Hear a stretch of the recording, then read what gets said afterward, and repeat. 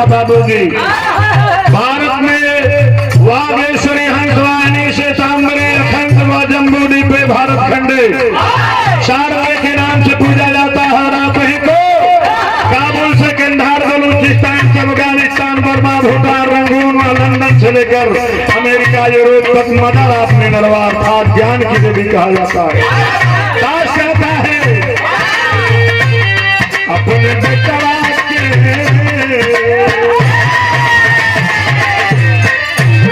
अपने हिला के सहारा है मरिया।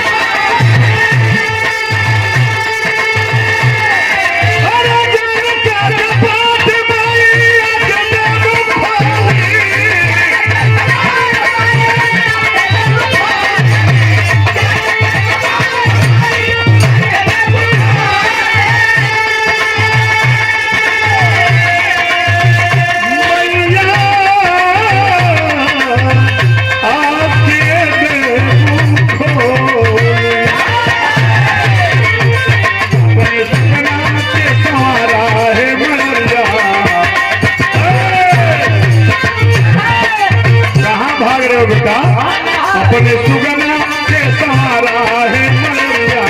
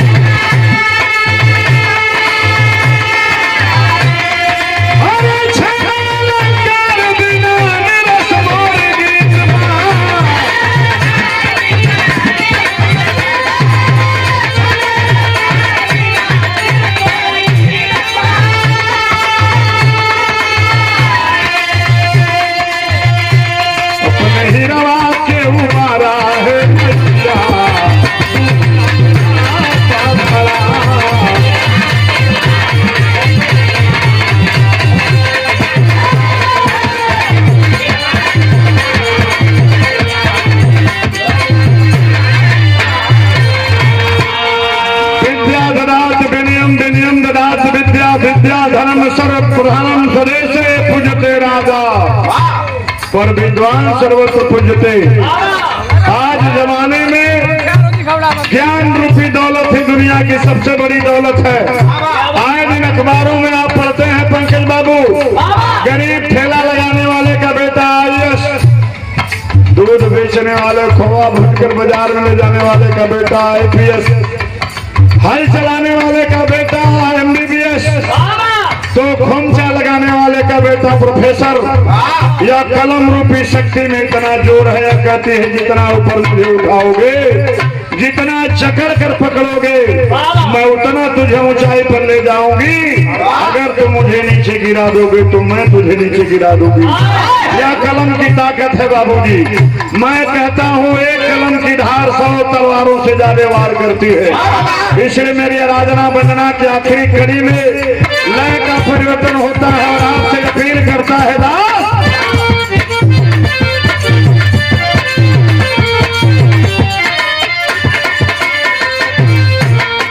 हमारी मैया पीड़ा वाली, हमारी मैया हो पीड़ा वाली,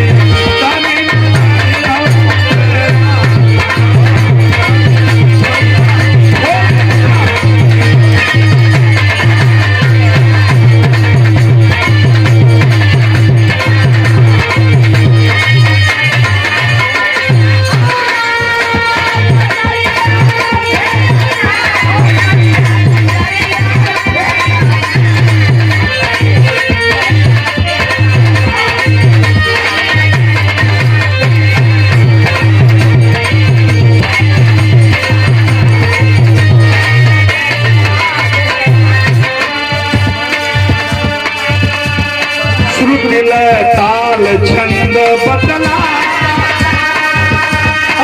पिंगल अलंकार सिखला,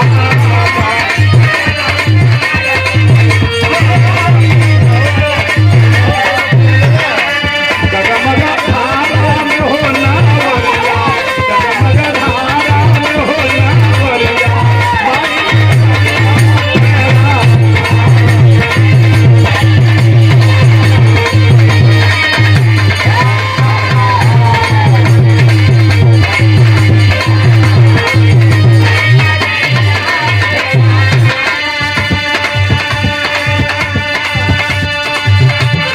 साहित्य खंड अलंकार पिंगल माता राजभान सलगा, हिंदी साहित्य का ज्ञान, शुद्ध व्याकरण उच्चारण, मीठी बोली, काव्य को सजाने की कला, अर्थात ज्ञान रूपी समंदर से विद्या रूपी धन का एक अंश जिसे मिल गया बाबूजी, वह दुनिया में नाम कर गया। इसलिए बादशाह दर्शन वालों ने कहा, education is everywhere, knowledge is everywhere, but wisdom better than knowledge. अब मालिक मुख्तियार के ना जयमाल की ओर यह बारात के शुभेच्छु जब बैठल हुआ बुलिया के उठ के बैठल हवा लोग तो बड़ा आराम मिली। वंदना आराधना का आखिरी निष्कर्ष यही है बाबूजी, मैं आपसे वादा कर रहा हूँ कपड़ा थोड़ा सस्ता रहेगा, चलेगा। पंकज बाबू भोजन भी 2 दर्जे का रहेगा, चलेगा। सूखी रोटी होगी, आधी रोटी भी होगा तो चलेगा, लेकिन आने वाला वो बगैर शिक्षा के आप एक कदम आगे नहीं बढ़ सकते हैं। इसलिए अपने बच्चों को अच्छी शिक्षा, अच्छी तालीम दिलाएंगे। मंजिल आपके मुट्ठी में होगी, कोई माई का लाल आपको विकास से वंचित नहीं कर सकता। याद रखिएगा, एक बिरहा गाने वाला आया था, बता रहा था कि शिक्षा वह शेरनी का दूध है जो जितना पिएगा उतना दहाड़ेगा। मेरी औकात तो बहुत छोटी है बाबूजी, लेकिन मेरे मोटिवेशन से लगभग 15-20 IAS, 10-15 की संख्या में मेरे मित्रों में MBBS, 5-7 की संख्या में IPS जो हमारे साथ उठते बैठते रहते थे, उन्होंने बड़ा हाथ-तोड़ परिश्रम किया और अपनी मंजिल को पाया। इसलिए मैं शिक्षा रूपी बात को जरूर करता हूँ और इसीलिए एक संदेश भी देता हूँ कि बाबूजी शिक्षा ही ऐसी संपत्ति है जिसका बंटवारा भाई परिवार के लोग नहीं कर सकते। धन बढ़ जाए, रुपया बढ़ जाए, खेती जागीरदारी बढ़ जाए, पंकज प्रोफेसर और ज्ञान भाई कैसे बेटी है। ये अकाज की संपत्ति है, कोई लेगा तो प्रेम से। माई तोरे चौके के प्रणाम कर लायक रहनेगा, तोरे चौके के प्रणाम करे लायक बनौलस के। राजाओं की पूजा तो बंद हो गई, लेकिन विद्वानों की पूजा आज भी हो रही है।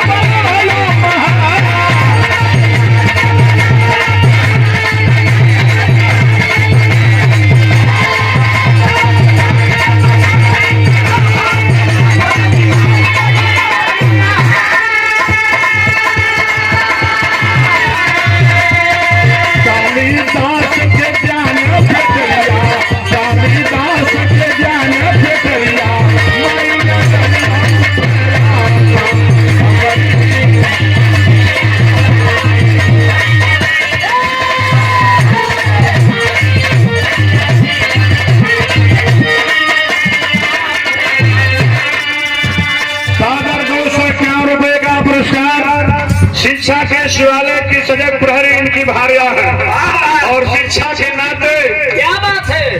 अच्छा तो समझ गया है, बड़ा कम लोग समझिए वो, लेकिन अब समाज जागरूक हो रहा है। शिक्षा वह सब संपत्ति है। पंकज बाबू की भार्या शिक्षा के शिवालय की शिक्षिका है और हमारे विभाग में है। इनसे इनका पारिवारिक संबंध है। होनहार विद्वान के हो चिकने पास सोनांचल पूर्वांचल की माटी में बहुत सुंदर साउंड सिस्टम, और पंकज यूट्यूब के बड़े माहिर फनकार हैं। हम लोगों के साथ कंधा से कंधा मिलाकर चलते हैं। सादर 2 से 4 रुपए का पुरस्कार, दिन दुना रात चौगुना आगे बढ़ते रहे। यही डॉक्टर मन्नू यादव साथियों की मंगल कामना है आपके लिए। राजाओं की पूजा बंद हो गई पंकज बाबू। जय जय स्वामी गुरु